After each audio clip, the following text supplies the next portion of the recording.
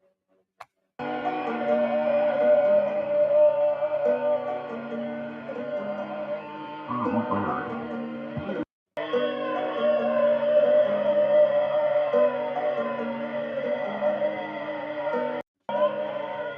need nobody. Good evening, everyone, and welcome to Total Recall, the show that remembers it for you. It's me, Jethro Bot, back calling from you from Austin, Texas. And here on the couch with me, my dear friend, the Wizard, from the land of dangerous cold. And the Vermontosaurus. And the Vermontosaurus. So you're keeping warm, it looks like, so, you know. I got a cat on my lap. You got, oh, man. What could be any better? I have a dog. I don't have a cat. Gotta have a cat. It's Cat Week. That's right. Total Recall. That is right. And this particular movie was chosen by none other than Bride of Pumpkinhead. Hi. She's also in Austin, Texas. She's actually down the hall. How's it going? It's going good. We have to see the cat. There she is. She is. Hi, Ripples. Hey, it's your big moment. I hope everyone watching is... There she is. I hope everyone watching is getting a big kick out of the cat so far. There's Loki. We've got Loki. We've got Ripley. Basically, we've got a lot of cats with nerdy names. Okay. From all the way on the other side of the country, in the Pacific time zone of San Diego, California, we have our good friend Barbara Lawrence. Hey. Hey, thanks for joining us again. Yeah. And it'll be fun. Yeah. I mean, we're all cat fans. We've been talking a lot about cat love and just yeah. So we're ready to do a whole heck of a lot more than that. And from Columbus, Ohio, and apparently his basement or the depths of hell, I'm not even sure. It's the it's the Dark Gravy. What up? What's going on? Where's your cat? Do you know where your cat is? I ate them. You ate them? Okay. No, all my cats are dead. Yeah. All right. No, we don't have any cats yet. Yeah. Just dogs. My dogs are back though. They were out at the my in-laws. Yeah. During at a farm in renovation work. Yeah. Well, we also have all the way from Denver, Colorado, luxurious, snowy, sunshiny. Hello. Hey. The Mile High City. The Mile High City. It's Empress Buttercup. Oh, awesome. Hi. I actually got disconnected briefly right when you brought me forward. So I'm confused right now, but I'm here. Hello. Everything I was saying about you was nice. Okay. Don't believe him. Yeah. Okay. I forgot to make banners for this movie. You know, What the duck? What the duck? But I am excited to discuss 1965's That Darn Cat. Just out of curiosity, has anyone here seen 1997's That Darn Cat? No. No one here has seen it. Okay. Yeah. Me neither. I thought about watching it, and you know what? I looked at some of the photos from it. It doesn't look very good, you know? I've brought a lot of photos from this movie, and I think they're all going to be, you know, fun to look at and talk about. I generally like Christina Ricci, but I don't know, for whatever reason, that one never fell into my wheelhouse. Yeah. I never saw it. She left Disney with that 1997's That Darn Cat. No longer a stable actor for Disney was Christina Ricci. Off she goes. I didn't know she was ever like technically a stable actor for Disney. Was that a I mean, one-off, or did she do other? She did other Disney stuff movies? for Disney. Yeah, she did other stuff. Okay. For Disney. Yeah, and the same goes for the blonde cat owner in That Darn Cat. I don't really want to, I don't want to do a synopsis because honestly, like the plot of That Darn Cat is pretty simple,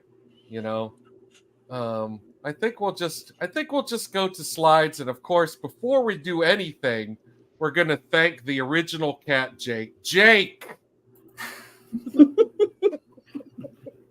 let's just all stare at Jake for a while. Our hero. Okay, but we have a new hero, and his name is DC. That stands for Darn Cat.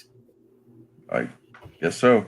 Yeah, and He sure is a looker. Yeah, absolutely.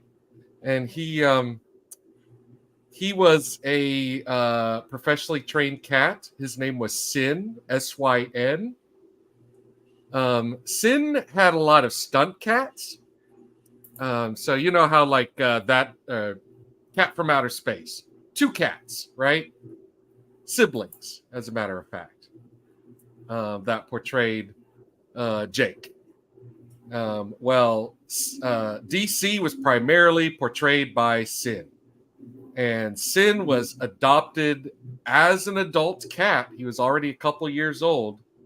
He was adopted at at that time they would call them pounds. They don't call them shelters or rescue communities in the 1960s.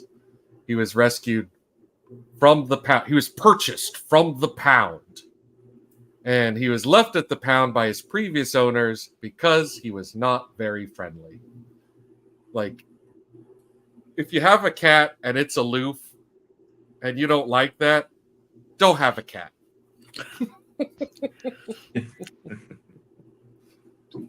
Cats are aloof.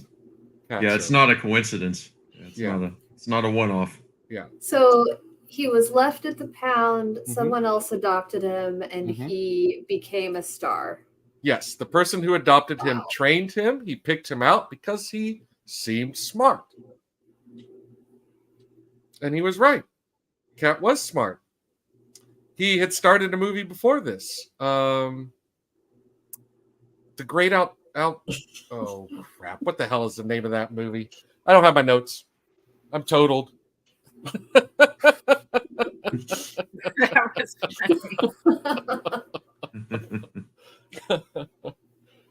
I didn't bring banners, but look, Adam's got our back. We got some banners. Thank you. But anyway, He was in The Incredible Journey. The Incredible Journey. That's it. Yeah, and I don't think that was a Disney movie. And if you want to talk about like real Disney live action pedigree, like look who directed this movie. This guy didn't just direct a lot of movies for Disney. He directed a lot of Disney's best live action films like Mary Poppins and Old Yeller. I guess he wasn't shy about working with animals. I don't know who would be shy about working with Sin because look at him. But anyway, this cat, Darn Cat, he likes to roam the neighborhood and he likes to go in people's houses. And he just happens to go into a house where someone has been kidnapped. Their bank teller, bank robbers have kidnapped her in the course of their bank robbery. Okay. I'm just going to be really distracted for one moment by Sin. All right. There's who Sin lives with. Sin lives with, what's her name and what's her name? The one holding DC, the main character, she did a lot of Disney movies, but just like Christina Ricci, That Darn Cat was her last movie. Oh, Haley Well, Mills. Haley Mills. Haley Mills did a lot for Disney outside of The Parent Trap, and I think Pollyanna too. But Yeah, by the time she made that darn couch, she was already like pretty long in the tooth, as they would say, for Disney, child stars. So yeah. What's her name, sisters?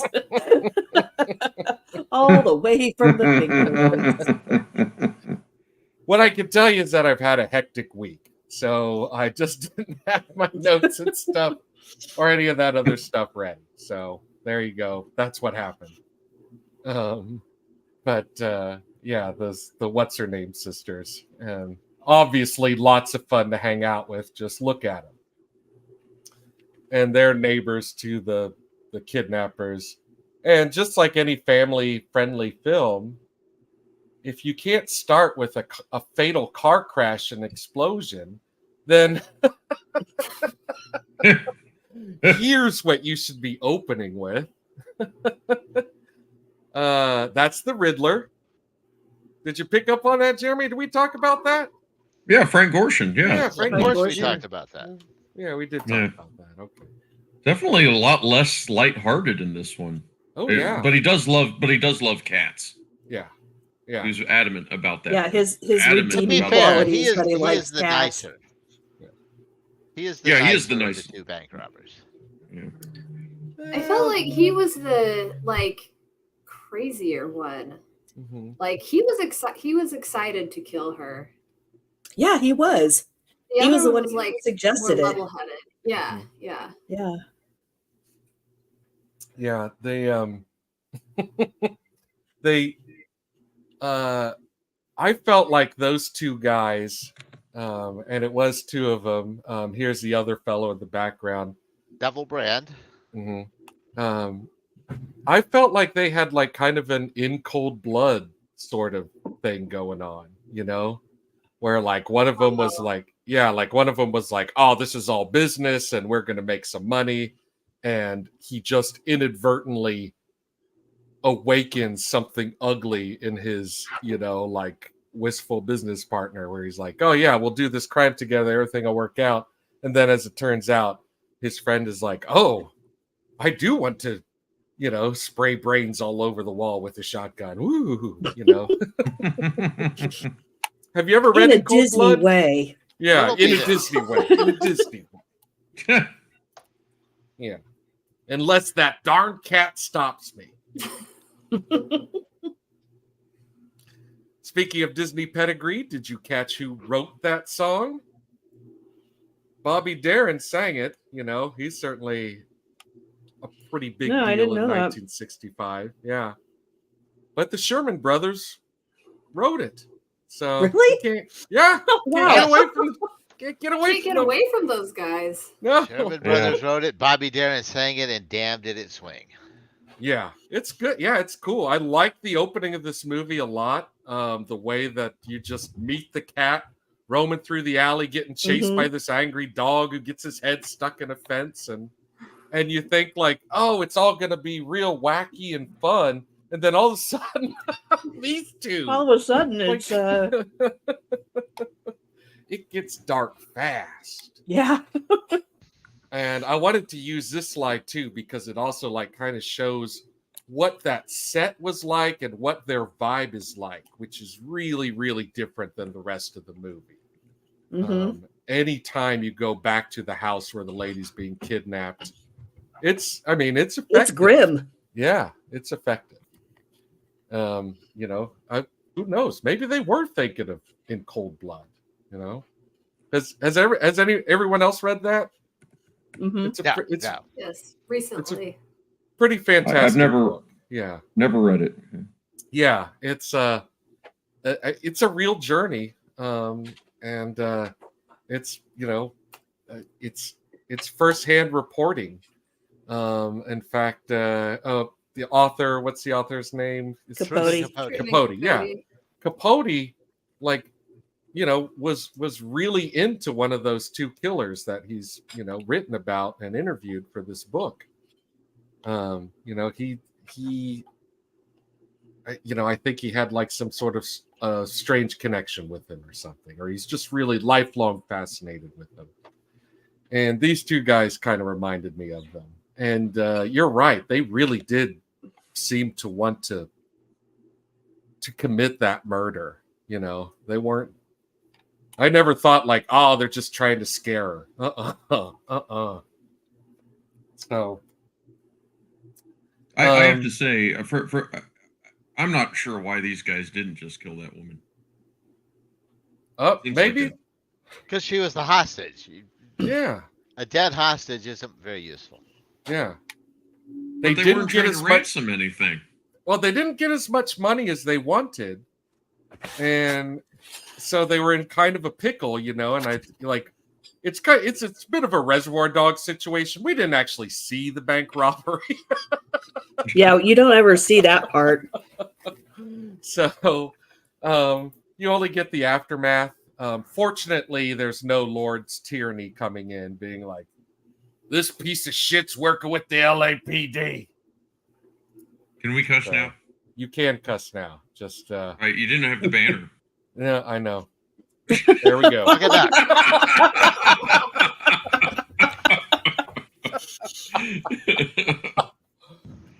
For those who don't know, we did save a few banners from our maiden voyage, Howard the Duck, including Jeffrey Jones was arrested. I like to bust that one out every once in a while, but yeah, no, it's time for us to swear. So,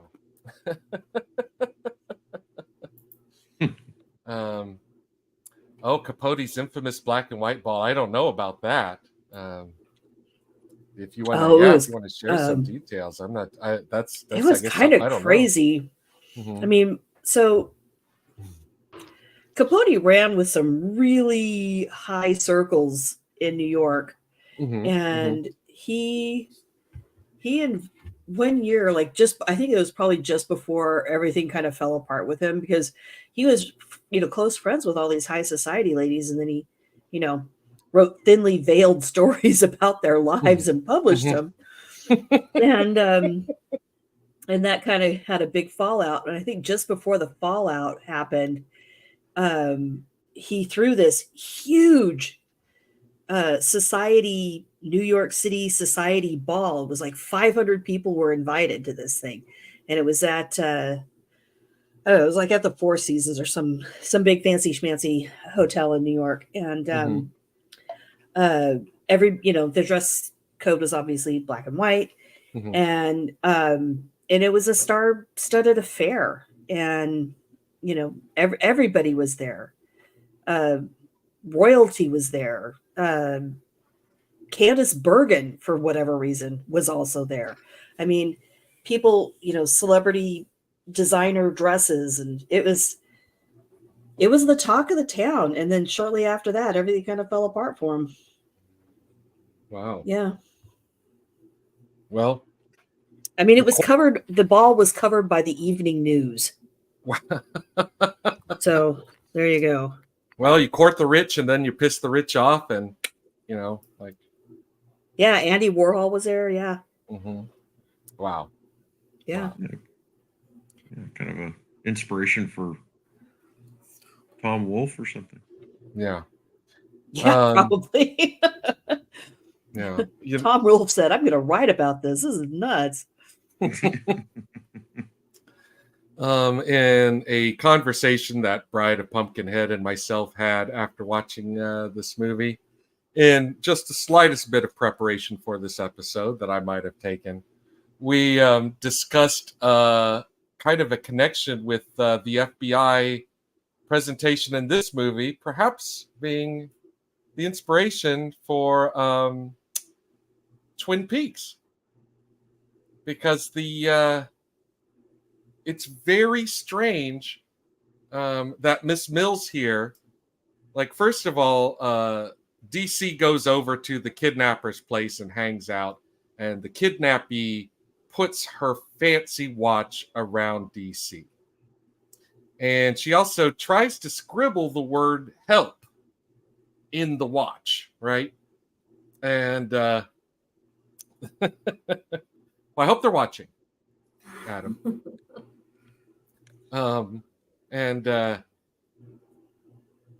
She doesn't. They're definitely listening.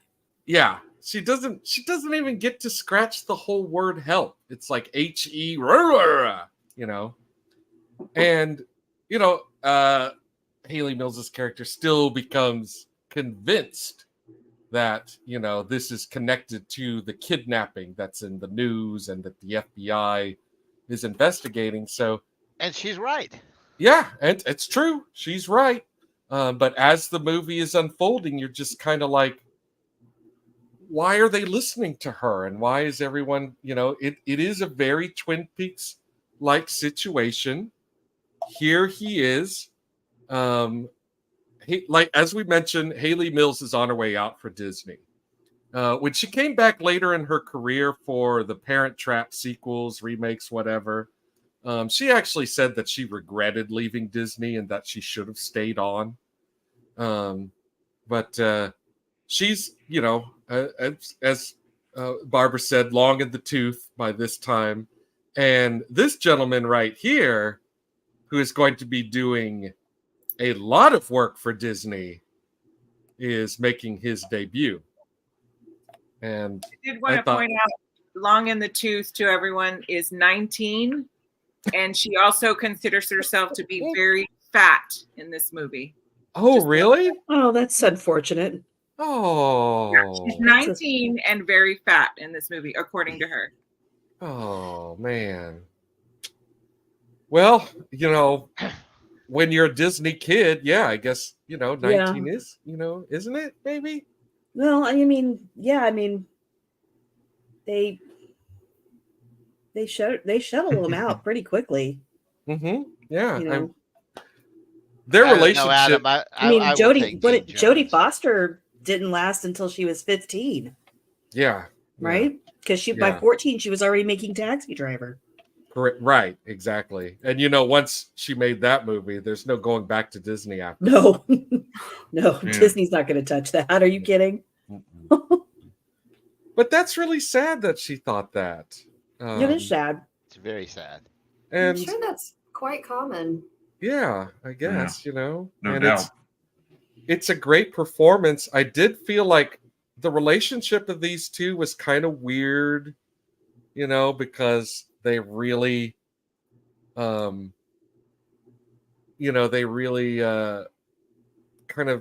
have quite the chemistry, but they also, there's maybe, is it ever defined really their age difference? It never quite seems appropriate, right? Am I from out of left field here? No, I think you're right. Yeah. Well, I don't know. I mean, was Elvis and Priscilla? Oh, never mind. Well, yeah, but great. they goodness start gracious, off, great balls of fire. well, I think It was a different time. you're expecting there to be this romantic thing between them, Mm-hmm. but there is not. Yeah. And then they totally swerve you and bring in Big Sis, Mm-hmm. and that's where the sparks happen. Yeah. Laura, I wanted to get back to what you were going to be saying about again. Oh the yeah, Twin I mean, I Peaks think connection. that's another direction that David Lynch was like, well, I'm definitely running with this Mm-hmm. in my show. Yes. Which Well, he David. does. Yeah. David Lynch, fan of the ladies. There's no secret. And of the young ladies. Fan of the young ladies. Yeah. Plays up on it in The Return. But yeah, I feel like the FBI, just as it's represented in this movie, is so, it just seems like it was very Mhm. influential. Yeah, I feel like I have another slide for that. Well, I mean, like, I can't think of the character's name. Like, he's, like, very good at following orders and reading clues and, like, making diagrams. But his boss is like, cat lead, huh? I like it. Like, it's just very silly, and I don't know, like, there. I mean, strong connection in my mind. Mhm. well, that's a real Yeah. common thing about I don't David because Lynch's they're style. trying to Is solve the case. The map is to solve the case. The FBI guy brought the map. Yeah. Yeah, well, I don't know whose decision it was to put it in the bedroom. It was Haley Mills. She was the one who said, "Oh, you can use my sister's room." Oh, right. That's right. Yeah. Yeah. She's off hanging out with Roddy McDowell. And his mother. And his mother. Which I will say, just as an aside, why did they keep going back to that storyline? Every time they did that, I was like, no, don't worry about Roddy McDowell. We don't care. I just thought it was kind of funny that in this whatever little town that they're in, every other person is English. Because Haley Mills is English, but her sister isn't. The neighbors, Uncle Charlie is an American, but not Elsa Lanchester. She's English. Yeah. And then Roddy McDowell is English, but not Dollar Tree Fred McMurray. He's, every other person is English. What, was it? Do you think? I mean, I really don't know. Do you think that Disney was just trying to cross-sell the market? That's what it was? I think they were I think they were just like working with what they had. I mean, I think do you think probably I don't this think is just like it's odd. So she's British. Who cares? Nobody cares. Nobody cares. It's a lighthearted Disney cat picture. Come on, let's make this picture. Kids won't know. Yeah, let's shoot this fucker. Kids won't notice. Kids won't care. It's Haley Mills. Everybody's happy. Yeah. What's it? To have more accented actors, I guess, did make it stand out a little less than last times than Chitty Chitty Bang Bang, where you had one glaringly out of place accent. Mm-hmm. Mm-hmm. Or lack thereof. Yeah. Yeah. Yeah. Was Sin English? Was he British? I imagined wherever that pound was in good old Los Angeles, He had no probably. accent. No Yeah. accent. Yeah. It was very out of place. Lack of kitty accent. Yeah. But as soon as you said the Twin Peaks connection in regards to the FBI here, like that just again, I just really saw it, because the whole time you've got actual ways that you can figure out, and he's just laser focused on this damn cat, and the more it doesn't make any sense, that darn cat, it's the less the movie, the more the movie goes on, the less it makes sense that he's doing this, the more it goes on, the fact that they had assigned a half a dozen FBI guys to this at one point was just like, wow, resources to spare. I mean, and the reason, but they still can't find the bank robber. The only reason they stick with it after failing on their first, attempt is that Haley Mills impersonates someone else, lies to them to get them back on the case, which... Can you even imagine what a defense lawyer would do if they got that story? That'd just be like, they'd be like, oh man, someone wiped the drool off my chin. Move to strike. Dismissed. Yeah, totally. Yeah. Yeah, Dismissal. she convinces Ed Wynn to commit a felony as part of that. Yeah. Yeah. Would you expand on that a little bit for our viewing audience and discussion? Yes. So she decides that the way to get them on the case is to have the jeweler, who has already been asked if he recognizes this watch, to say, "Oh yeah, we sold that watch to her." I tell you, that's the kidnapped victim's watch. Mm-hmm. Yeah. So she goes in and makes the call because he doesn't want any part of this. But the FBI calls back and wants to talk to him. and she convinces him to lie.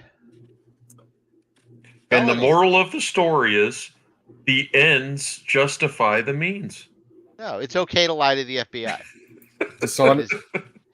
Dishonesty works. You should always lie to the FBI. Always. Especially to get what you want. Yeah. Well, I did really enjoy seeing the FBI all worked up about that cat. You know, he is one hell of a cat. How could you not be? Here he is. Here he is again. That's a pretty good Dean right there too. Yeah. Cat looks like he's going to rip his face off. I love it. Yeah. God, this guy also directed the first 2 Herbie movies.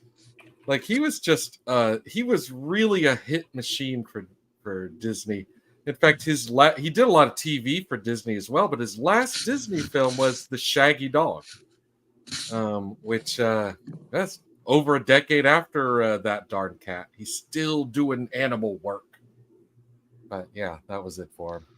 And he brought Dean Jones back for The Love Bug. Mm-hmm. Yeah. And the second Herbie movie was Dean Jones. Yeah. Yeah. So, start of a beautiful friendship here. And look at Dean. Boy, he loves the camera. Okay. Okay. Yeah, I did want to get some Roddy McDowell in here. It's just.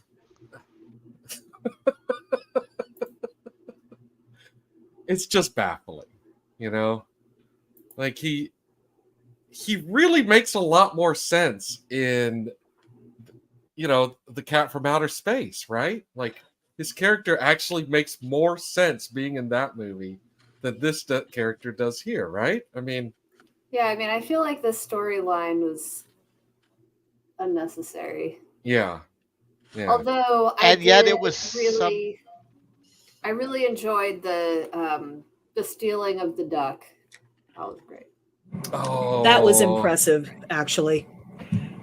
Yes, and I did find a picture of DC, Haley, and the duck, but I couldn't use it. Yeah. Now, if you take Roddy McDowell out of this movie, I miss him. Yeah. Let's talk. Well, what's some redeeming Roddy in this movie? Like what you know, is it just the duck hunting scene, or no? It's every time he is on screen. Yeah. Mm-hmm. He's being a pompous ass. Yeah. And he's doing it delightfully. Mm-hmm. That's his only purpose in this movie, is to be a joy to ass. watch. And he gives Sister a character arc. Because we see this one side of her where, you know, this is what she wants, even though you can tell she doesn't like him. Mm-hmm. Mm-hmm. But he's, you know, he's there. And then we watch her swing over to this FBI guy. Gives her a story arc instead of just, you know, boom, FBI guy falls in love with sister. There's your romance. Yeah. I love the way it's done, though, too. It's so subtle. Mm-hmm. Yeah. Really well. really nice slow progression. He has a nice car. I liked his car. He's a wonderful heel in this. Mm-hmm. Yeah. All right. Well, you know, you're talking me into it. You know, when I was watching a movie, and maybe that's just a part of it, I was really starting to roll my eyes at the guy. You know, just like, oh my god, dude, would you get out of this movie? Not helping. I definitely want to show everyone my gun. Now, I wanted a little more of him. Oh yeah. Yeah. He's not really the antagonist of this movie, but I mean, I think that's supposed to fall on the role of the bank robber, kidnapper guys, but he's definitely a good comic foil. He's kind of like the guy in Die Hard that, you know, wants to make a deal with the kidnappers. He's Bubby. He's the monkey wrench, you know. He's the DC. cat's antagonist. Oh, Oh, yeah, okay. it's There you go. true. Yeah. And I the cat didn't- doesn't really have any. Any feelings towards the kidnappers one way or another, but that guy, yeah, that cat loves to torture that chump. Well, Takes he's his just duck, like the attacks dog. his pigeons. Yeah. He's just like the dog. DC likes to rile this guy up, run away, and then watch what happens, you know? Yeah. So if you're like me and you didn't, like the character, or just who Roddy McDowell was in this movie, then that just makes you cheer for DC even more, you know?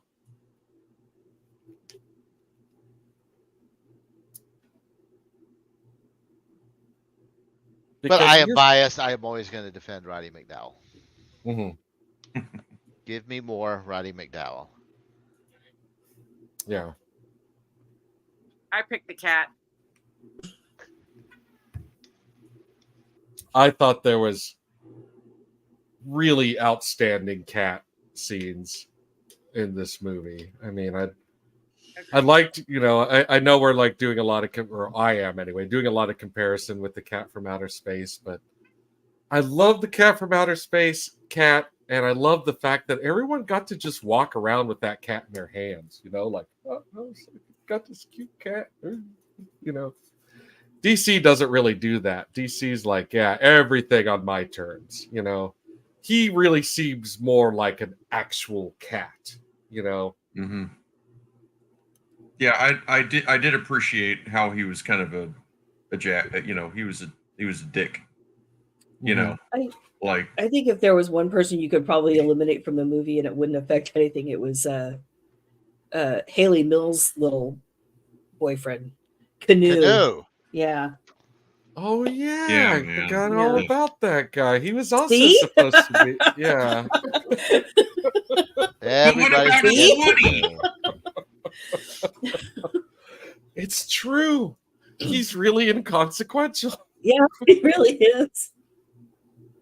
I think Roddy I mean, I McDowell guess- gives a comic foil, but yeah, Canoe is just like, what are you even doing here, man? Mhm.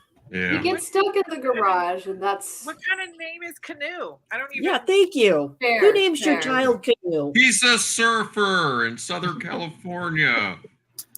Fair His enough. parents were like part of the Beat generation. Yeah. He's part of the Mm. You're right, Jeremy. He's part of the big picture. They're like this, Yeah. the community at large, not just And we also had to have somebody get us to the scene in the drive-in movie theater, which I know was a little long for some viewers, but I just thought it was great. Mhm. What was not to love? There was I really, yeah. the actor who's been in a million things, who I recognize from the Dick Van Dyke Show, was the manager who's just constantly getting milkshakes to the face. Mm-hmm. Mm-hmm. Many hijinks, cats jumping on cars, people jumping on cars, people in the cars being jostled. Mm-hmm. The cat being projected with the butterfly. Oh yeah, just one great moment after another. And I don't think Patty would have gone if Canoe hadn't insisted that they, Yes. or he hadn't been her avenue. I'm grasping at straws here. I just really like that scene. No, you got it. You got it. That is Canoe's purpose. You're absolutely right. There's more economy here than we are giving this film credit for. He Okay? establishes Haley Mills as a surfer as well, because she ain't coming off as a surfer without Canoe. No, You're not going to buy that. I don't You think don't she get- I'm comes off as a still surfer not with him. convinced. No, yeah, I'm yeah. not convinced anyway. Yeah. I would have liked to have seen the cat on the surfboard, but they just couldn't go there, could they? Well, it looks That, like that this was going to be in the sequel. Yeah. It looked like this was a pretty safe role for Sid, like for the cat actor, nothing on here really looked like it was like, too much. You know what I mean? Sometimes when you see these old movies with the cats in them, you're like, oh yeah, someone's off camera, like with a stick. Like, come on, cat, come on, do the thing. Like the lemmings with the broom. Yes, yeah, exactly. Off you go. Yeah. See, it's natural. It's just what they do. It's okay. Nature in action. Well, I did completely promise earlier to everyone that we would fall into some completely unabashed cat love. And cat friend of Total Recall, I put a link in the comments there. Thank you. Yeah, Furbius, dear friend of ours. And as a matter of fact, we also have him here in our, let's see. Well, there he is. There's Look, here he is.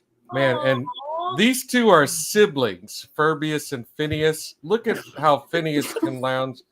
And you've got like some serious Egyptian face in these cats, like they have they look very expressive. Ferb is Adam's BFF. Oh yeah. Oh yeah. Well, that's I recognize his hand tattoo there. So, yeah.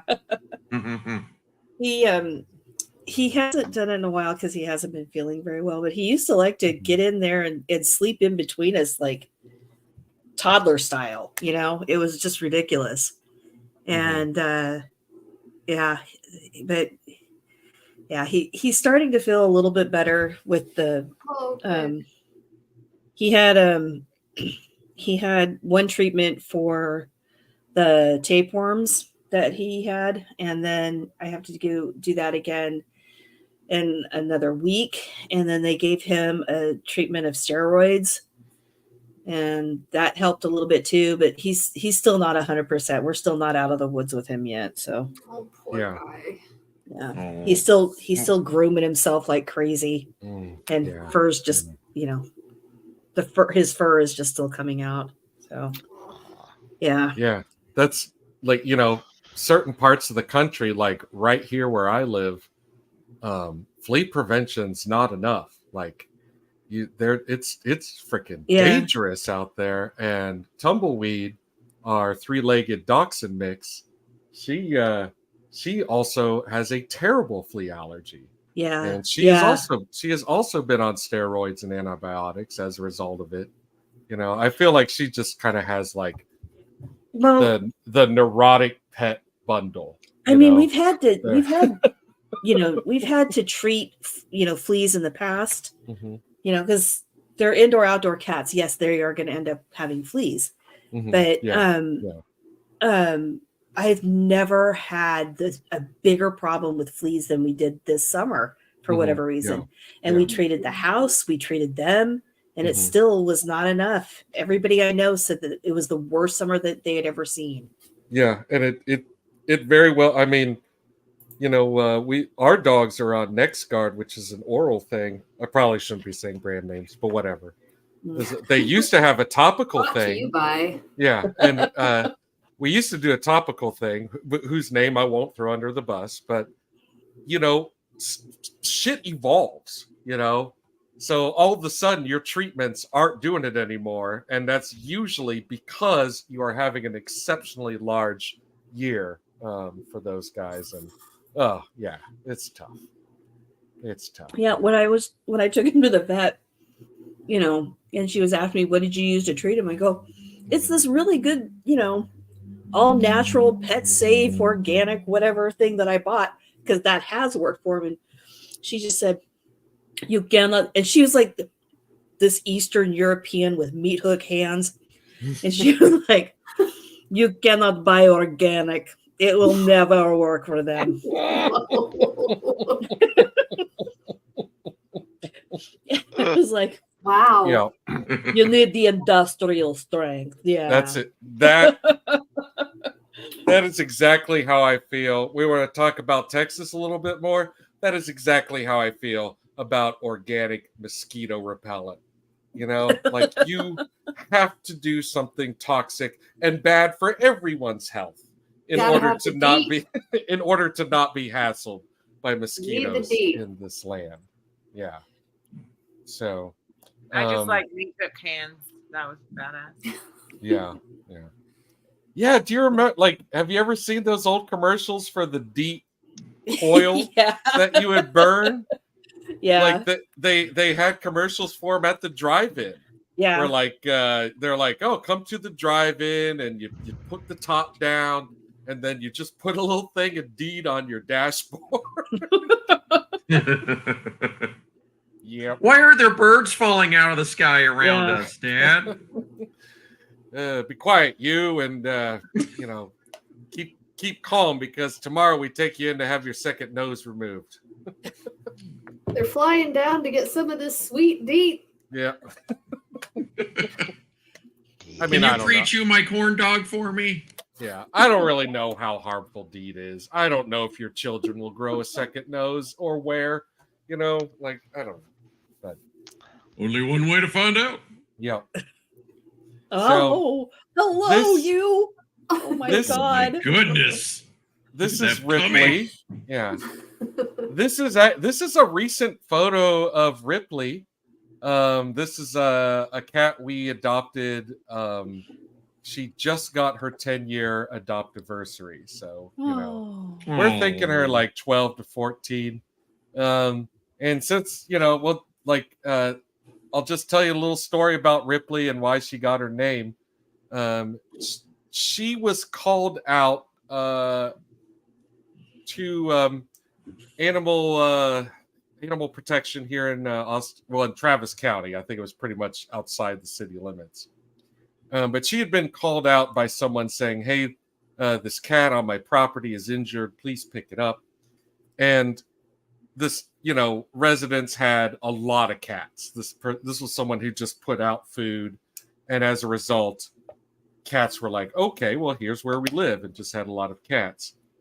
And Ripley's story was that she was not picked up right away by animal control because she had kittens. But she was also very badly injured and nursing her kittens and being fed by this lady and just kind of living in a ditch. And when her kittens were grown and they felt confident that they could, you know, bring her into the shelter, she had developed scar tissue, and that scar tissue had to be removed for her to actually be able to fully flex her legs on that side of her body. And I think it was a fan belt. There's really no way of knowing how she got beat up, but the way that her injury goes, it's like around her ear, down her leg, down her side, down her other leg, and it took off half her tail. So that really seems to me like it's either like just a brush with razor wire or a fan belt or something. But she's tough. She took a licking. She you know, stuck in there, and that's why she has the name Ripley, just like one of our favorite film heroines, Ripley the cat. No. And when we adopted a kitten years later, we decided to name her Newt because she was a tiny, scrawny little kitten. And I guess we thought she would stay that way or something, but she did not. Newt is much bigger than Ripley. Wow. Newt is maybe 5 pounds heavier than Ripley. She is big and A dense. chonker. Yeah, she's a chunk. Yeah. Hi. And She's so pretty. she has gone from aloof, hiding under the bed, to so rascally, like, please give me attention, but now look, you're bleeding, you know, like that sort of cat. She went through all those phases, and now she's actually really sweet and easy to pick up and hold and stuff, you know, like even if you start playing with her belly, she will not cut you, you know. She'll be like, I don't know if y'all could see. She's just Yeah. like rolling around on her back. Like, hi. Mhm. Hello. There she I'm is. very comfortable. Aw. "Hmm? Oh, Oh Oh my God. there she goes. Oh, look at that. That's- What a cutie. Yeah. Yes. Ferb also likes to have his belly rubbed. Oh, He is it's not a trap. You can rub his belly. yeah. Wow. Yeah. She'll let you do it for a couple seconds, but like I said, she doesn't hurt you anymore.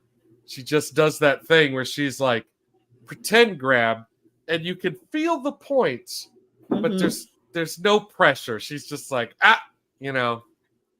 And I know, like, when you adopt a new cat, sometimes it seems like they're your favorite cat or the cat you're most obsessed with. You know, I don't know, but we got little Bruce Oh. Wilhis here. This is him when he was much younger. And I don't know if I have more. I do have more pictures of him. So there he is looking up. See, he doesn't have one of his front legs isn't there. When we first got him, he had an injured front leg. And does he sometimes hide in the bookcase? Boy, look at that. Man, Oh. I sure hope he's not my favorite thing in the whole wide world. Boy, wouldn't that be a wild thing? Oh boy, he I is don't know. dangerously cute, that little dude. Look Oh at my him. God. But now He's adorable. he is obviously going to be bigger than Newt.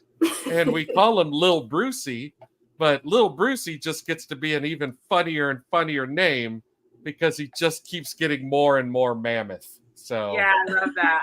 that's Bruce Lil, is gonna be giant. yeah, that's giant Lil Brucey.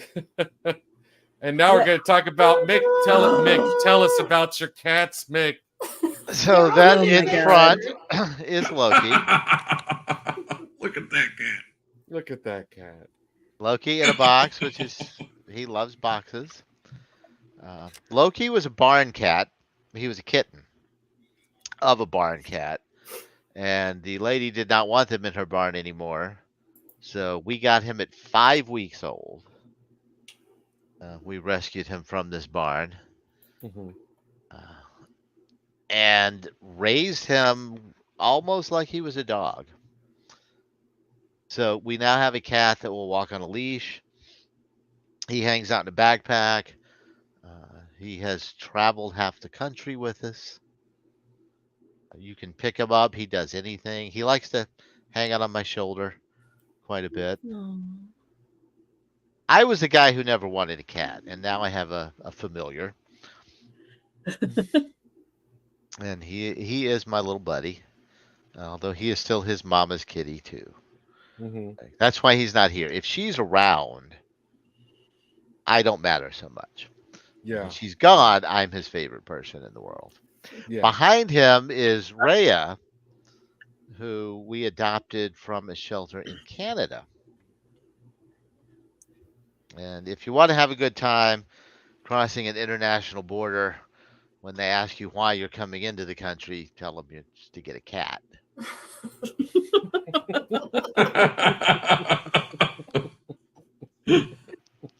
You don't have cats in the United States? They don't believe you. That's the best you could do? We did get fully searched. Yeah. Yeah. And then coming back into the U.S., he did not search us, but of course we had the cat. So it's like, no, see, we got the cat. Yeah. We have papers. You really went to Canada to get a cat? What the fuck? Yeah. Do you have But as you might expect, being a Canadian cat, she is the most polite, nice, sweet Oh. kitty in the world. She's still a little, you know, she spends all day worrying that she's in the way, I think. Mhm. Am I bothering you? But she could not be sweeter or cuter.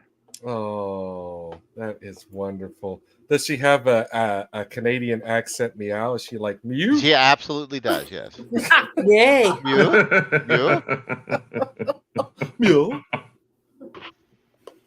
Yay. I think It's we funny. just have- Loki like- never talks. Mhm. She talks all the time. Yeah, Ferb doesn't really talk either. Phineas will yells. Phineas yells all the time. He Yeah, will yell see, at you. Yeah. Loki is definitely his father's cat. Yeah. He's a big boy too. Like he's gotten quite large. Oh, you know what? I didn't put Mick had also sent me a picture of him holding the cat so you can get a good sense of how big he is, but I forgot to put that one on the slideshows. Well, anyway, Space. I'm glad we could take a moment to digress and just talk about our outstanding feline friends. They are pretty great. Kudos to everyone. Yeah. Yay, cats. Yeah. Empress, I know that you were cat sitting for a while there and had or not, maybe not cat sitting, but didn't you you had a relationship with the cat recently, right? Not recently, but I do have relationships with cats all the time. And I had this one cat when I very first moved to Denver that he actually fucking hired me. So that's how I got this job. I swear to God. This cat was the owner's cat, and it came to the interview, and he like just sat right next to me, and she's like, well, what the hell is he doing? You're hired. And he literally became my best friend. Like, he really needed me. I think he needed me. That was Big Boy. I remember I made a little movie about Big Boy. Yes, Yeah.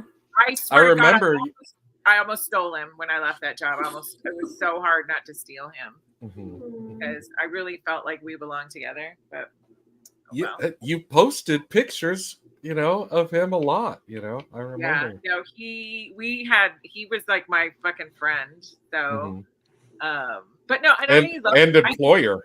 And employer. Yeah, he let me do stuff that he didn't let anybody else do. So that's why I know he liked me. So his owner hated it. She regretted it. Yeah, she was really jealous that he gave me so much attention. I know. He was weird. Like that was weird. It was a weird job. So the job was not great, but the cat, he was totally worth it. Like he absolutely totally worth it. And cats will do that.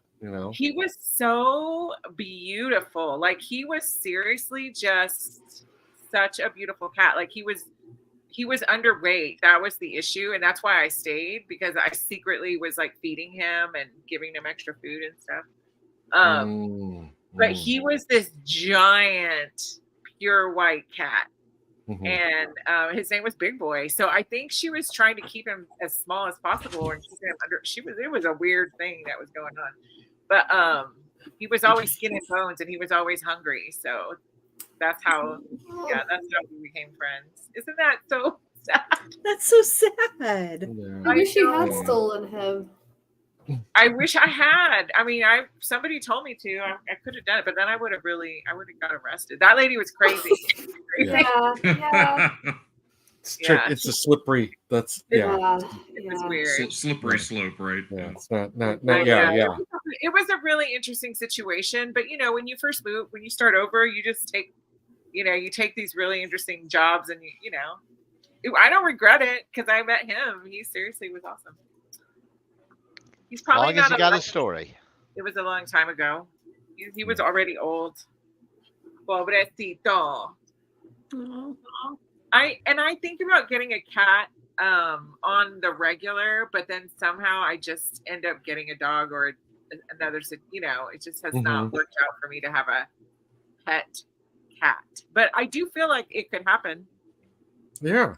Do you think Soul would accept that? That part, I don't know. She's such a menace right now that like I can't even have people really over. That has gone super crazy every time. She's only met 3 people that have come to my house. It's crazy.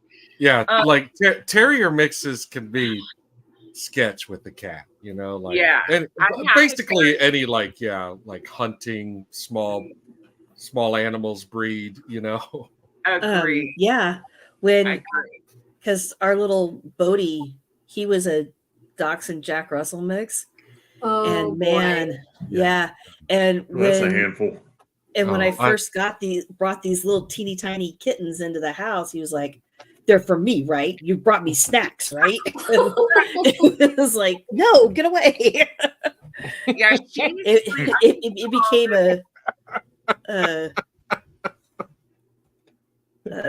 a mutual disrespect between all of them. Oh, dear. Yeah. No, I haven't had any terrier that's like cats that I can think of.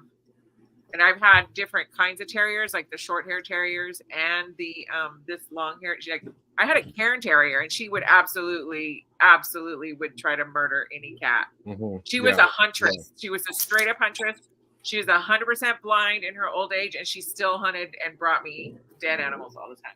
She was Oh, wow. so good, such a good hunter. And this crazy dog here, she needs 5 years before I even try anything because she needs to calm the hell down. She's crazy.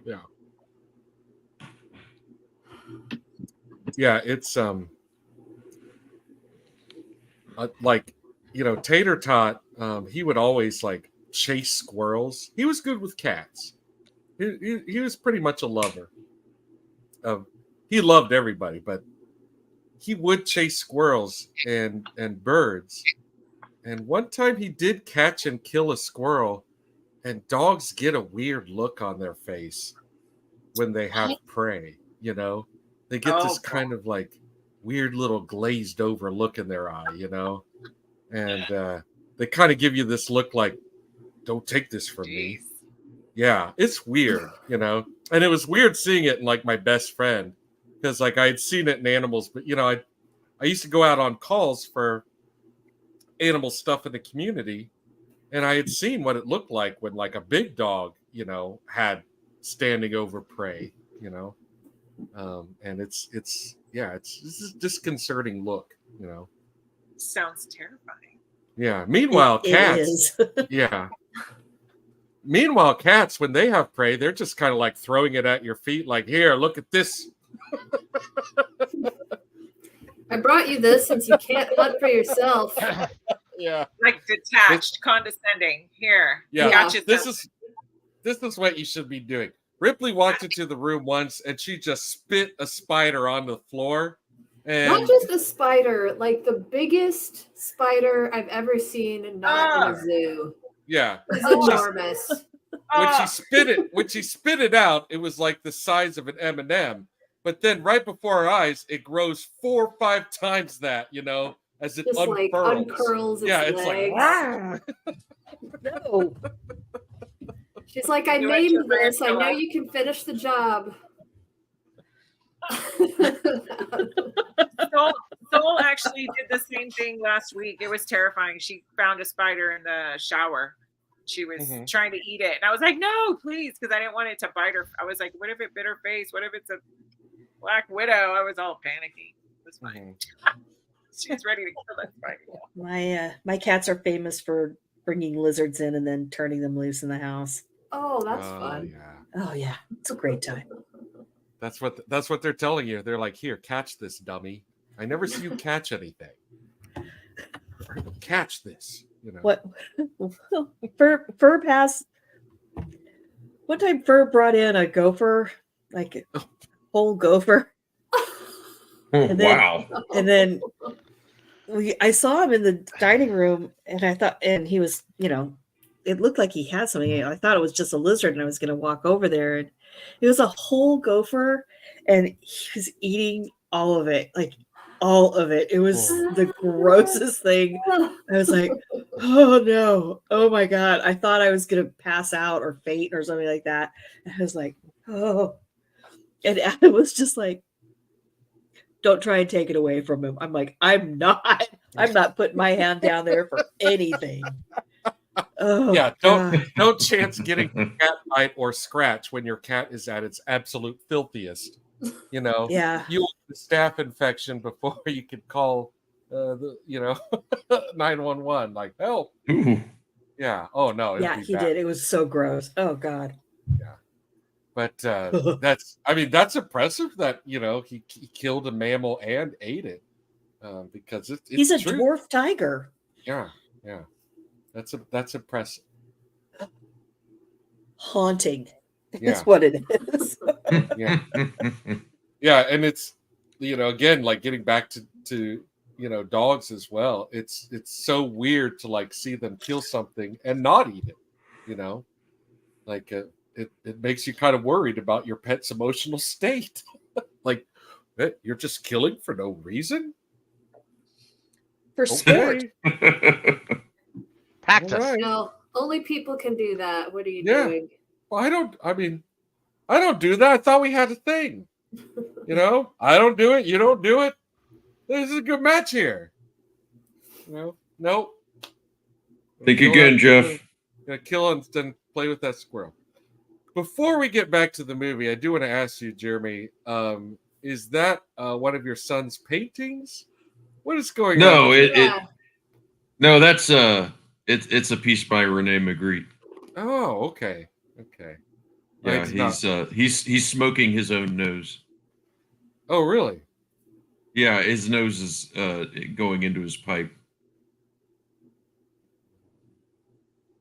Well, okay. But that is not a pipe. No. All right. I thought it was a penis nose. Nobody Yeah. gets that if they're Yeah, not reading it that. looks pretty funny. That's why I was like, well, yeah, I mean my video looks terrible. I was like, I'm just gonna try to find a cool image. Yeah, Jeremy, your video was like dark and on your bed. It looked like Drake was going to show up at any moment. So thank you. Thank you for doing the dick nose instead. Yeah, I'm glad you like it. I'm glad you like my dick nose. You do you, boo. Okay. All right. Well, that was a Dick nose. wonderful digression. And we all thought Adam's segues were weird. Let's get back to DC. Hi, DC. But dick nose. I know. That darn cat. I get it.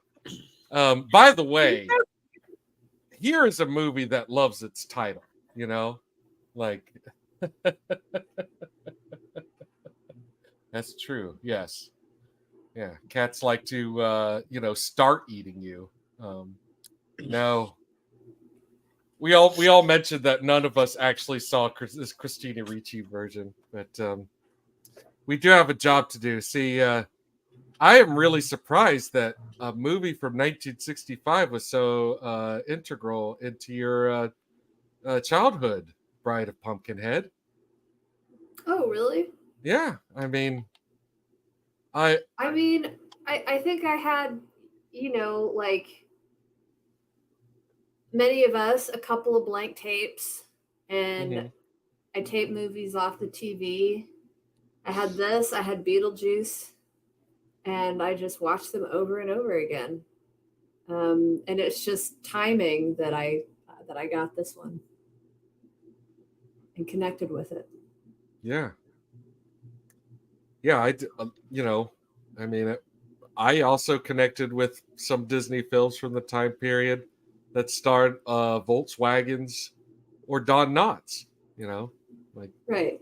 Other Dean Jones movies.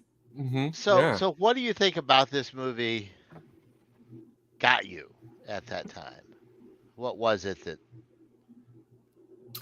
I think it was like a plucky young woman as the protagonist, who I feel like as an adult, I feel like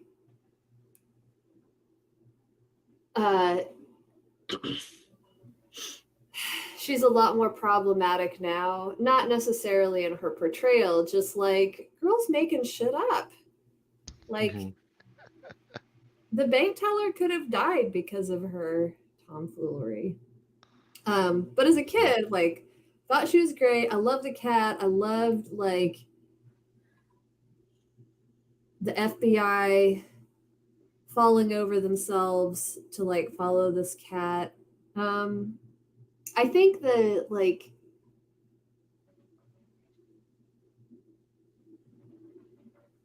we were talking about this as we were watching it, and also a little bit earlier, like the scariness, like the actual scariness of the villains.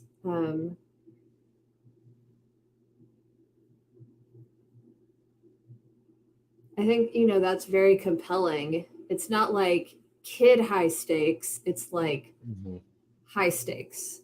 Yeah. Yeah. But yeah, just like those darn feds.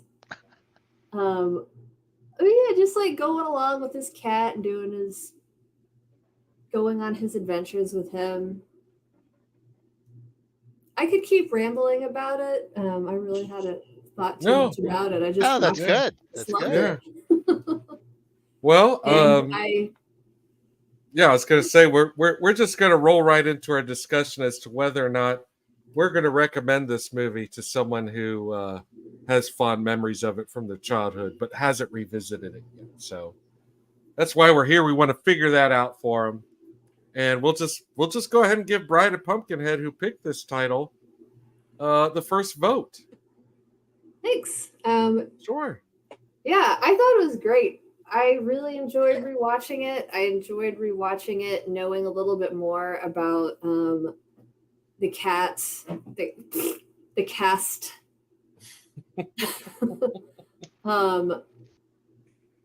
And yeah, like revisiting these moments. It's just really fun.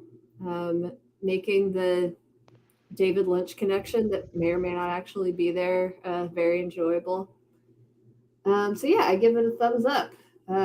I do feel that no one should emulate any of the people in this movie. Like certainly not Haley Mills. She does not make good choices. This is a running theme on this show. Yeah. That is a huge part of what Total Recall is that we keep seeing people, whatever decade they're from, being like, oh, that is a bad example, and I have to not behaving properly. Yeah, I have to assume that 20 years from now, people are going to be looking at Spider-Man or whoever. What are the kids like? Spider-Man? They'll look back on him and say, oh, shouldn't have done that. So anyway. So yeah, but yeah, I you're give her a right. thumbs up. Yeah, you're right. She does. I do want to ask, if we're talking about Twin Peaks characters, like someone from that darn cat transitioning into Twin Peaks, who in Twin Peaks is based on Haley Mills's character? I mean,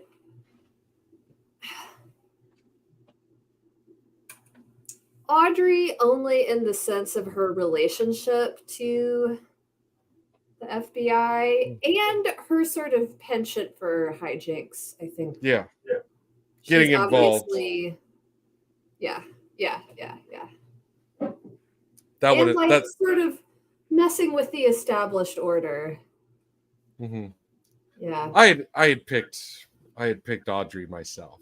I agree 100%. Yeah. I agree. I would have picked Audrey too. All right. The Twin Peaks fans are unanimous. Who would DC have been? Or Jeremy, did you have Jack Nance? I no comment. I'm not extremely well versed with Twin Peaks. I haven't watched very much of it, and I love David Lynch. It's not like that. Yeah. I just it's an undertaking. I get it. It's a lot. Yeah, and I'm really lazy. Yeah. I know.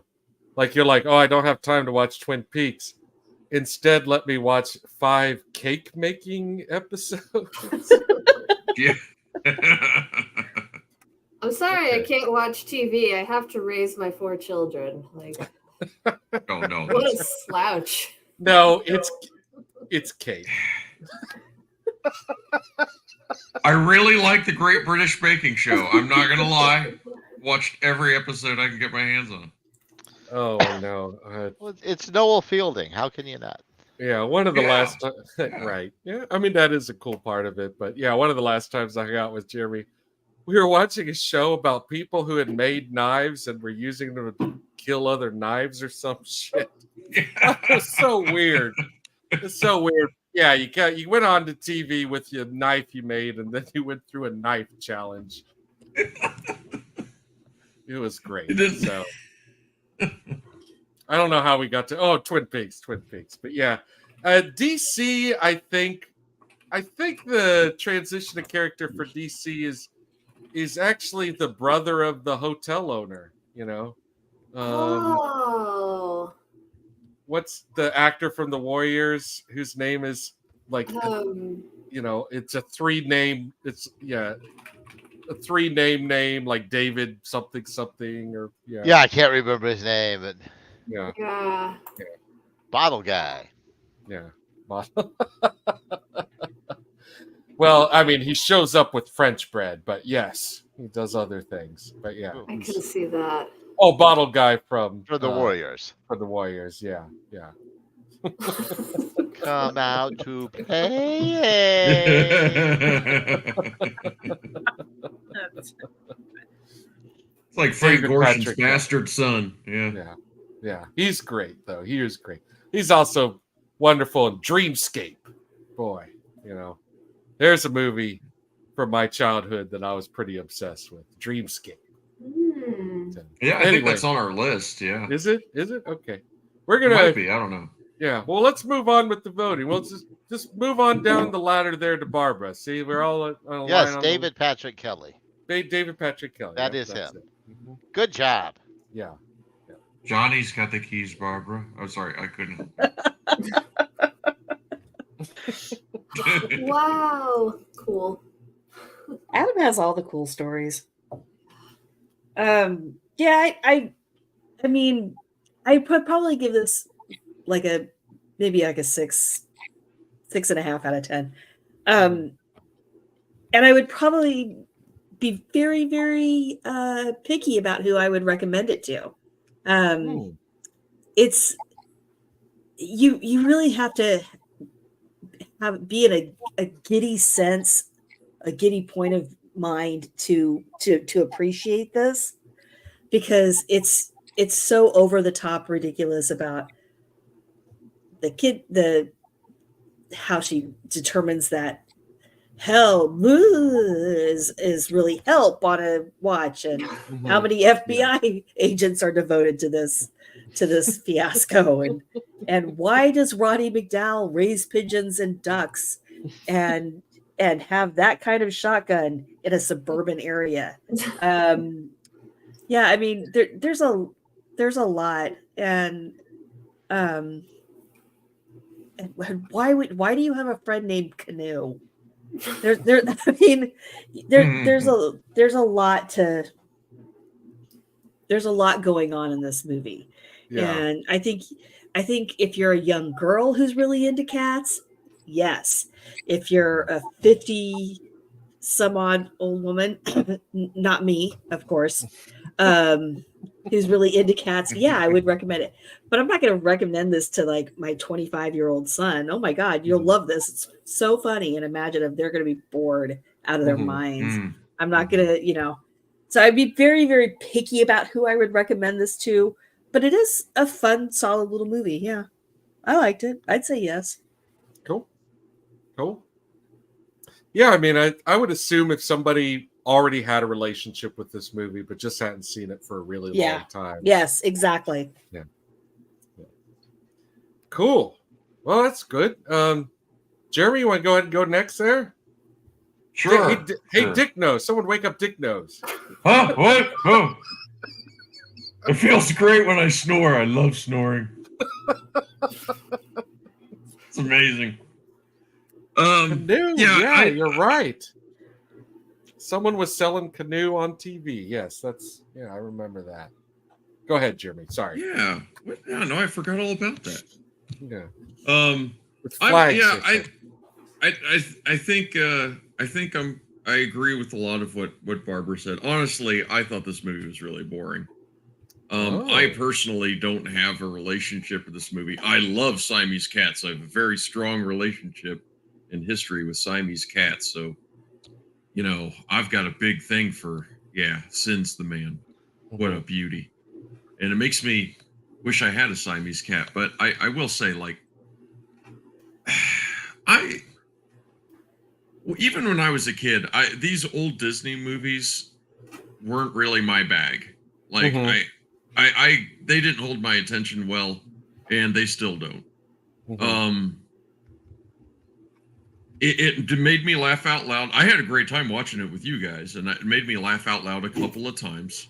And it's very silly, but I also think it's rather uneven, and it's like, yeah, I mean, I don't even like buy the environment. You've got these two guys that are kidnappers, like hiding in what, like a rather affluent, like Southern California suburb. Like they sound like they're from New York, and then like, yeah, it just doesn't make any sense. I think it's pretty sloppy, and I think it's kind of a thrown together mess. To be honest with you, I think it's just a product of Disney, like movie machine, like let's fuck it, let's make this picture. We got to keep some kids entertained on a Saturday afternoon, make money.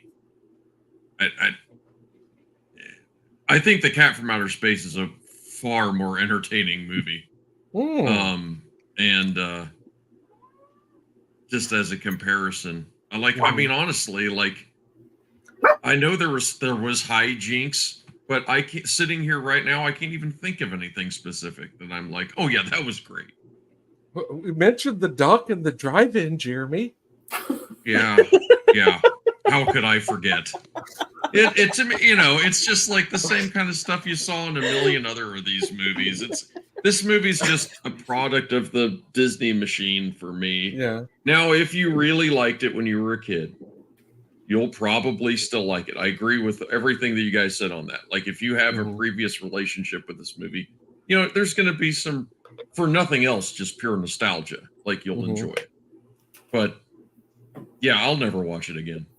And Barbara's dead on. Like, no way in hell my kids would want to watch this movie.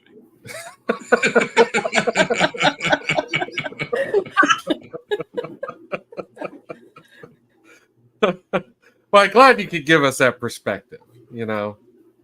Yeah. None of your kids. I don't know. Oldest to youngest. Nope. I think they'd just be like, this is dumb. Yeah. That doesn't mean they wouldn't watch it or finish watching it, but yeah, I mean, I don't think, like, well, to be fair, Charlie, from what I've seen of your kids, they are that age where, like, yeah, I would have loved this as a child. I love it now at that age.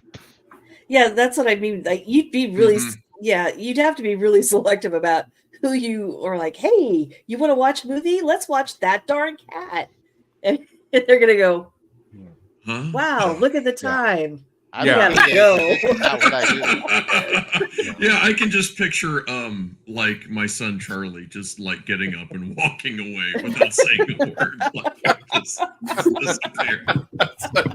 Show over. Yeah.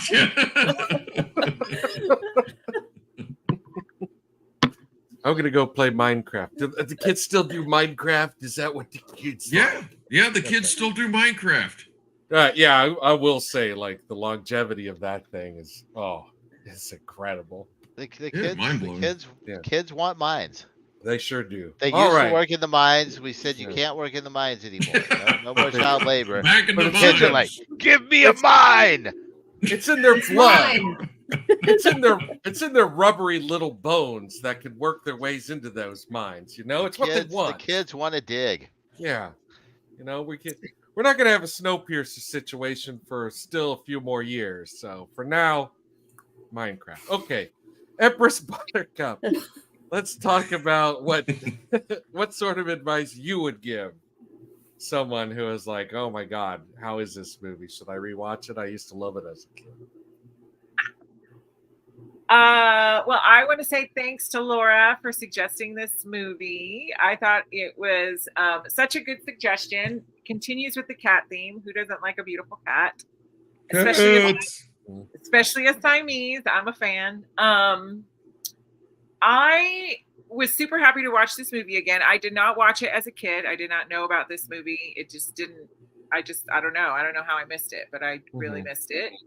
I thought it was funny. It was enjoyable, but I guess I had some problems with it, just with this sort of like the treatment of women and sort of the grim nature of the robbery, holding that woman hostage, like all that shit kind of bothered me. And so I actually would not recommend this for any young girl. That would be my thing. I thought the misogyny was too high on this movie, but as a grown-up revisiting it, I thought it was adorable and funny. Sorry. That's a weird contradiction to even say, to be like, oh yeah, adorable, but high in misogyny. I don't know. Weird. So yeah, I feel conflicted about it, but I'm glad we watched it. And I also do like Haley Mills a lot. So I had not seen her in her older Disney movies. So I thought that was super cool. And I freaking loved her outfits. I thought I even like want to wear some of her outfits that she wore all throughout this movie. So I thought that was kind of cool. And then I also now want to really watch the remake with Christina Ricci. So. Like, I'm all about it. We should do it. Yeah, we should do it. Yeah, that'd be an undertaking. We're not doing it next week. No, I know. No, I'll watch it on my own. No, but it's just the remake would be worth so much. What's that? I said I think the remake might be worth a rewatch because I'm interested to see how they brightened it up. Do you know what I mean? Like it'd be cool to see that movie brightened up a little bit. Yeah, not such a serious kidnapping situation, perhaps, is what I would predict. Yeah. Yes, like if you're gonna involve a Siamese cat solving mysteries and shit, like make it more fun. You know, like let's not punch people in the face or try to murder people and things. Yeah. Yeah, I agree, Sandra. Like I guess it only registered as like seriousness and high stakes when I was younger, but watching this now, like especially the violence threatened against the hostage.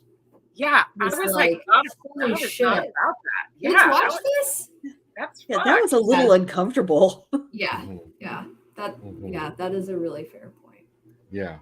That was some trigger warning territory right there, where it's like, oh, I didn't sign up for this with that darn cat. You know, I didn't know we were going to be, binding and gagging and shit. Like it's like it was definitely for older people. Sorry, my dog's barking because there's a cat. There's a cat outside, and I was snagging pictures of it. I'm like, oh, that darn cat! Oh, that darn cat! Right in front of my camera, so I was like, oh my gosh, let me take pictures. But anyway, that part was bothersome. Yeah. The question is there a Gary Busey movie where he isn't? Hey-oh. Oh. So sorry, I got distracted by Adam's funny question. Okay. But so you really do feel like you would recommend this to someone from their childhood then? I would recommend it, yes. I recommend. Gotcha. Okay. Well, I'm also going to say that I would recommend what I could not have been blinder going into this movie. I don't have a previous understanding of Haley Mills' career. I really did not know what this movie was about at all. And if you look at any of the just artwork for this movie, you get two things. You get one thing that was done in the 60s that's painted, much like, the Cat from Outer Space. This is another one of those painted picture movie posters. Or you get stuff from the VHS age, which is terrible. It's just a picture of the cat and clouds with pictures of Haley Mills and Dean, in different parts of the clouds. It's just as dumb as hell. And it gives you no idea what the movie's about. So I really can't I really can't say how shocked I was by the kidnapper stuff. I was not expecting that kidnapper stuff. But what really struck me about this movie is that I thought I know you guys said some of the scenes kind of dragged, but I thought it was actually pretty brisk and entertaining. I thought it kept going, kept you interested, kept you involved. Like I said, the only time I really rolled my eyes was like one too many Roddy McDowell scenes. But again, we got Roddy fans here. I am a Roddy fan, by the way. I mean, I love seeing him in movies. You know, like let's talk about Shakma. We'd do a whole episode on that. You know, but anyway, or Fright Night. Anyway, I just didn't really, wasn't really into him with this movie, but, you know, by and large, I was really entertained and I was impressed with the writing. Thought it was a lot snappier than, again, the Cat from Outer Space. I thought the scenes in Cat from Outer Space that tended to ride the same joke too long really rode it too long, you know, whereas here things still seem more trim and better written. And you know, like pretty snappily acted too. No one's sleeping in this movie. Like it's you know, it's snappy. It's snappy. All right, that's me. How you feeling, Mick? What are we doing? I would absolutely recommend a rewatch on this. If you love this movie as a kid, you are gonna love it again. I did see it. I did not remember much of it. I remembered the song, and not much else. So a lot of it was a surprise. I definitely did not remember how dark the kidnapping was, which I guess speaks to how you read things different as a kid. Yeah. But no, I was never bored. I felt like it moved at a good pace. A lot of jokes, a lot of bits, a little bit of slapstick. And stuff landed, you know. Yes, everything landed. So yeah, I don't know if okay, maybe not everything. Yeah. Yeah. Hold your horses there, buddy. Canoe in a costume. Come on. I loved Canoe. I am team Canoe all day long. I accept him just because we got to make Woody jokes. I love a good Woody joke. You got no Canoe, you got no Woody. That's right. He had a great car. Yeah. So did Roddy McDowell. They both had great cars. Those are the redeeming qualities you're right. for me. Yeah, you're right. Yeah. Also, if you love this as a kid, I think you'll have a lot of fun watching it now. Recognizing everyone that's in this movie. Like there are very few unknowns, people you haven't seen. Yeah. You know everybody in this movie. Yeah. So no, rousing thumbs up. It's a yes. Yeah. Yeah. And something you said there about perceiving things differently as a kid, especially in regards to violent content. That's something that came up for me when I was a kid because I did gravitate towards a lot of violent content, you know, even when I was pretty darn young. And it wasn't unusual for me to alienate, you know, usually not other, you know, boys my age, but other people, even adults, with my taste, you know, like talking about movies and they're like, oh, it's gory, or, you know, like, oh, that's very violent. You know, I was a huge fan of The Road Warrior when I was very, very young, you know. Oh, yeah. And, like, you know, you're right. These things are shocking. Like, it's the kidnappers are shocking. And, you know, some of the you know, just the relationships and the, you know, the things that Haley Mills does are a little bit like, oh, wow, that's, you know, like I agree with Empress Buttercup. Like, you know, like, yeah, I would show this to a young lady as to what not to do and what to look out for. Yeah. Yeah.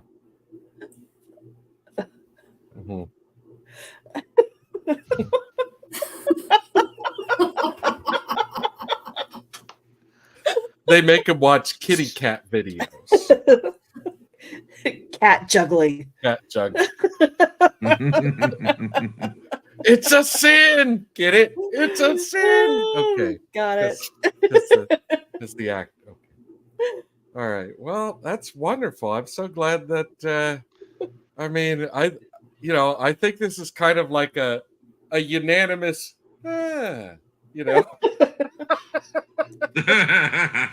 something along those lines. Half of us liked it and half of us didn't. No, I think more of us liked it, right? Like Jeremy didn't like it. You said you wouldn't recommend it, or you would? Oh no, I'm gonna say this. Like, it's a yes, I guess. Yeah, for me. Gotcha. Yeah. Maybe. Yeah. Maybe. Yeah. Well, like I said, I think in the context of the revisit, if you liked it, then you're gonna rewatch it, and it's gonna be at the very least a nostalgic trip, and you'll have a good time. Yeah. But he Yeah. hated the movie. Yeah. Right. I didn't like it much. Yeah. It had its moments. I laughed a few times. I had a great time watching it with you guys. Yes. Yeah, we were all yeses, and then it went maybe. Yeah. Yeah. Right. Friends make It's it still- more fun. It's still Disney Factory. Yeah. It is still Well, Disney Factory. I'm getting kind of tired of Disney. It's a lot of British people. Mhm. Could diversify. I don't think we're gonna race to Herbie. I don't know if you guys want to just. we need a Yeah, I don't break know- from Disney. Yeah, I don't know if you want We need to. a Disney break. I don't know if you want to talk about, maybe just discuss what movie we might want to watch, or if we want to just give Barbara a turn to pick. If you have something in mind, Barbara, we can do that. Barbara. This could take a real dark turn. Oh really boy. fast. We're due one. Barbara. I like the Barbara, sound no of the Disney. turn. Yeah. Hopefully, it starts with a fatal car crash. That's my favorite opening of a child-friendly film. Look, he's Fatal winning. car He's crash. the winner. I don't know. How does something in Hitchcock sound? Yeah. Oh yeah. Ooh, intriguing.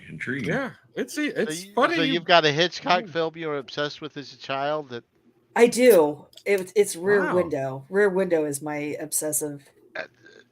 I sense a story here Yeah. as well about interesting. watching Rear Window as a child. That's going to be. It was probably the first Hitchcock movie I ever watched. It was either that or The Birds, but I want to say it was Rear Window. The Birds was my first. But I don't know. There was just something about the set design of it. Mhm. It's genius. Yeah, there was something about that specifically, the way it was shot, that made me just absolutely fall in love with it. And I've watched it hundreds of times, since I started. The first time I saw it was probably like 10, maybe, when I saw it on TV. And, and it's, for 1950s gruesome, murder, it's, pretty tame. Yeah. But it still has a dark feature to it. But it was the set design of Rear Window that made me just absolutely fall in love with it. Yeah, it's funny that you mentioned that, because I was just having a conversation with someone about what our favorite Hitchcock films were. He had brought it up because he watches a lot of Turner Classic Movies, and I guess he was watching some program where they were like, the best Hitchcock film, and they go, and he's like, they're gonna say North by Northwest, and they go, Notorious. It's Notorious. Well, we both agreed it's definitely not North by Northwest, No. but we also both agreed it's probably not Notorious either. Like, I could revisit No, Notorious I don't even and think see- I don't even think Rear Window is his best work, but Yeah. I think you could argue, like somebody could argue for it, you know, and I can certainly see it being someone's favorite, you know. Yeah. But the person I was talking to, he asked me what my favorite was, and I was like, well, I not to be cliched, but I do tend to go for both Psycho and Vertigo, like the ones that people always pick, but it's true. Yeah, I would pick. They are my favorite. Yeah, I would pick like what Adam was saying. Like Rope is just, I think, a technical masterpiece. But I would as something that I think is probably near perfect is probably Vertigo. But the smaller one, and we just watched this on somebody else's stream, is Shadow of a Doubt. And that is a fantastic Hitchcock movie. Interesting. And I think I've seen that. Yeah. It takes place in Santa Rosa, and this young girl is super hyped to have her favorite uncle come home for a visit, and then she slowly realizes that he's a serial killer. And it's absolutely so good. It's who's in it? Joseph Cotton plays the uncle, and it's really great. It's a great movie, and it kind of flies under the radar, I think, for a lot of Hitchcock fans. But it's really solid. It's really wonderful. Interesting. Well, I will say that it's been a very long time since I watched Rear Window. I remember liking it, and it was definitely a movie where I was like, boy, would it have been fun to walk onto the set of this. Yeah. Like just to have seen this in its existence. So I'm fine with I said, I have not seen Rear Window, and I could not tell you. It's been many years, so I would be happy to revisit. I'm sorry, Adam's. Okay. I'm just getting a little. It's not easy reading someone's jokes while you're talking. It really isn't. It really is. Well, why is there got to be the sexual tension with the puppet? Yeah. I don't understand.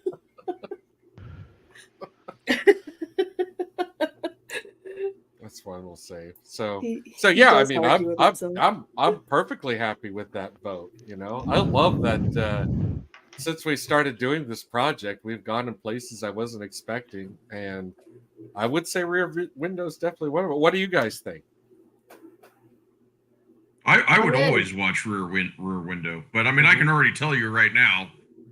Yeah, I would always, and I would recommend to anybody, anytime, whether they've seen it before or not, doesn't matter. Like Rear Window. When's the last time you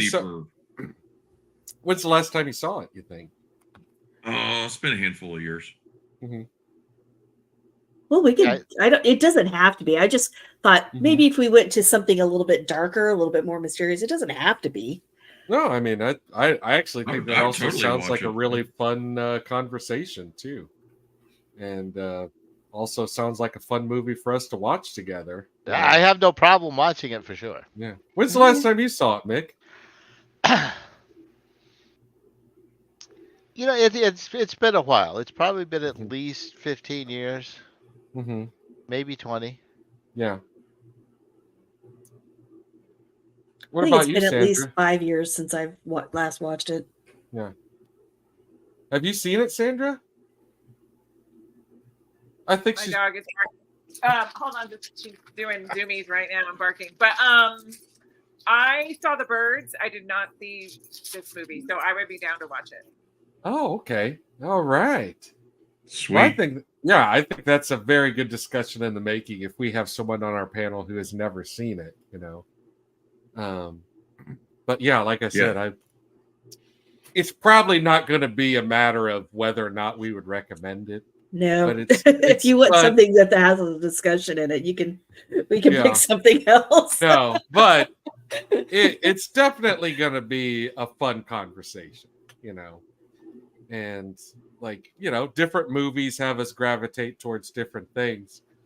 One of the reasons why I wanted to do, kind of a focus on our own cats and talk about our cats is because I'll just be honest with you, I don't feel like that darn cat really makes an hour discussion all on its own.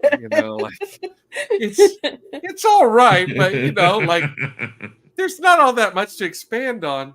And to put a point on that, when I was looking up like trivia and stuff, not a lot out there. Not a lot.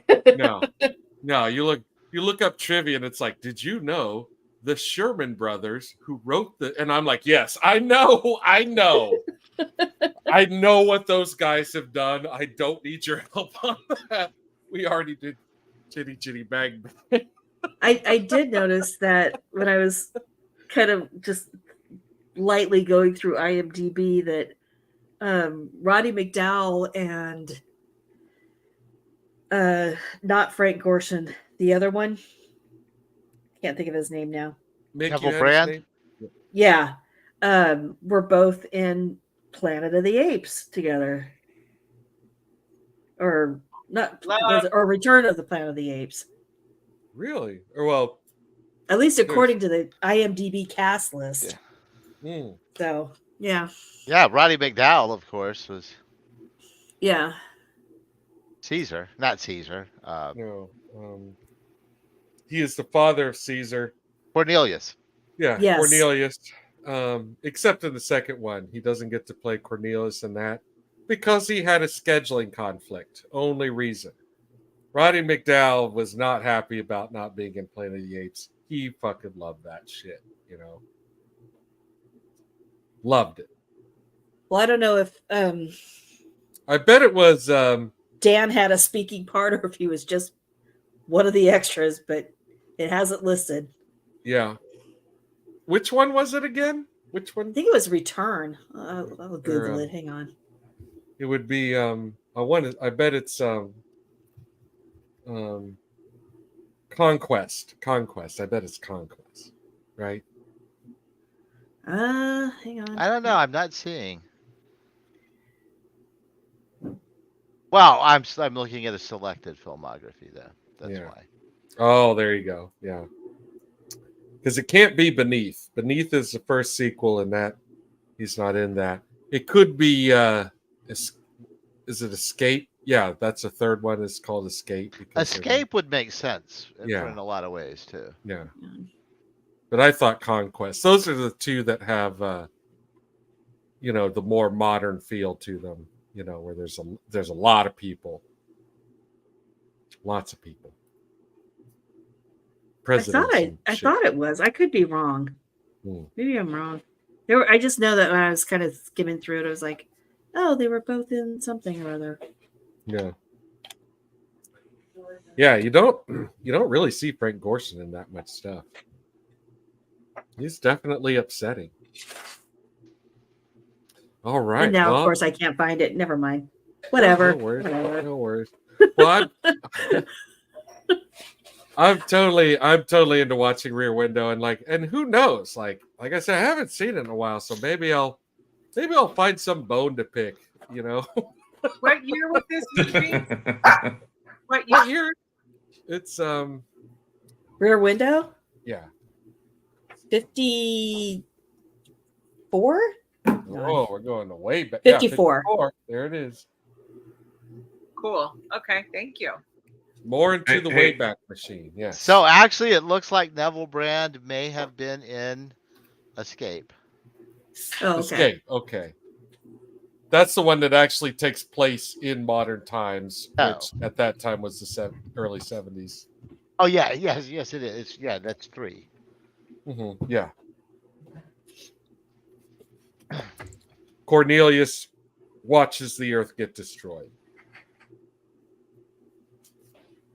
Like we all do sometimes. Mm-hmm. Like I pray for sometimes. Yeah. Oh, did I say that out loud? Sorry. If I was on a rocket ship with, what's her name? I can't remember her name either. She calls Charlton Heston Bright Eyes. You know, I can never remember her name either. Yeah. Kim Hunter. Yeah. But what's her character's name? Dr. Zira. Zira. Yeah. Zira, Cornelius yeah. Zira. Yeah. If I was on a rocket ship with Zira, I'd probably be okay with the. Have you flies guys up on seen that? It was viral a few months ago of Paul Williams coming on the Tonight Show immediately Yes. coming from the set from Yes. Battle. Oh, He's yeah, doing and- Battle. yeah, Battle, And I he- feel like, is the tackiest of them all, you know. but he and sings a song completely. Yeah. It is so funny and so weird. yeah. Yeah. Have you seen Dana Gold do his Yeah. talk show? Yeah. Yes. Uh-huh. Yeah, Which is hard not to believe. It's that that's not Dr. actually Z. him. yeah. Well, when you got a good impression, you use it. Yeah, hanging with Dr. Z or something like that. Yeah, you find a way Yeah. to use it. Yeah. Great. Well, Yeah. I think that's going to be it then. For everyone watching this with us, whether you did so live like Adam or anyone else who's watching it, thank you for joining us, and I hope you come back and watch us talk about Rear Window in a couple weeks. All right. What is that going to be? That is going to be the February 21st. 21st. February 21st. So don't worry, we're All not right. gonna. In fact, we may actually have to watch it on Tuesday if that's possible. You know, I was gonna say, does everybody want to spend Valentine's Day together right? watching Rear Window? Yeah. I won't mention what I'm doing, but yeah, Yeah, I We will should have prob- other plans. yeah, we should probably. Do you think Tuesday would be all right then? We could probably have done this after. We can do this later. We didn't even need to. Yeah. We didn't need to include this in part of the episode here. So I'm going to sign off. Exclusive behind the Yeah. scenes footage. I'm going to sign off, which means no one will be watching along, but you guys stick around. We'll just have a little conversation. Everyone, please join us Wednesday, the 21st, when we all watch and discuss Rear Window. Thanks again for joining us for Total Recall. We remembered it for you. We recommend it this week. It's That Darn Cat, 1965. Good night, everybody. Good night. Bye-bye. Bye Say bye. Say good night, Loki. Good night, Loki. Good night, Loki.